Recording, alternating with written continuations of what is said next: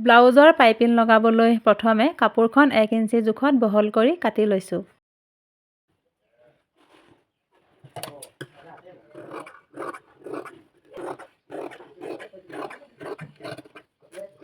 কাপোৰখন কাটি হোৱাৰ পাছত এতিয়া ব্লাউজটোৰ চিধা ছাইডত এই কাপোৰখন দি এতিয়া প্ৰথমে মই চিলাই লৈছোঁ।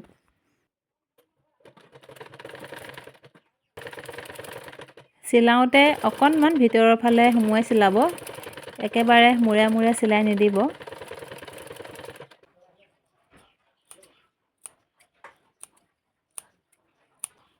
চিলাই হোৱাৰ পাছত এতিয়া এনেকৈ অকণমান মাজত গেপ ৰাখি ৰাখি কাটি লৈছোঁ।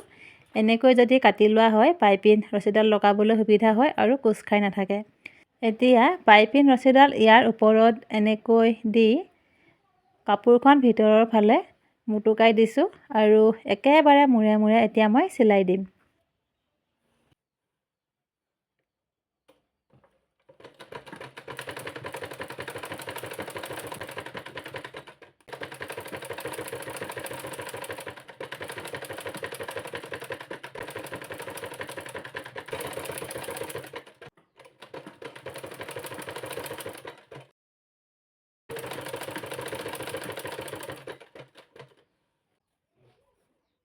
পাইপিং ৰছীডাল লগাই হোৱাৰ পাছত এতিয়া ভিতৰৰ ফালৰ কাপোৰখন এনেকৈ মুটুকাই চিলাই দিম।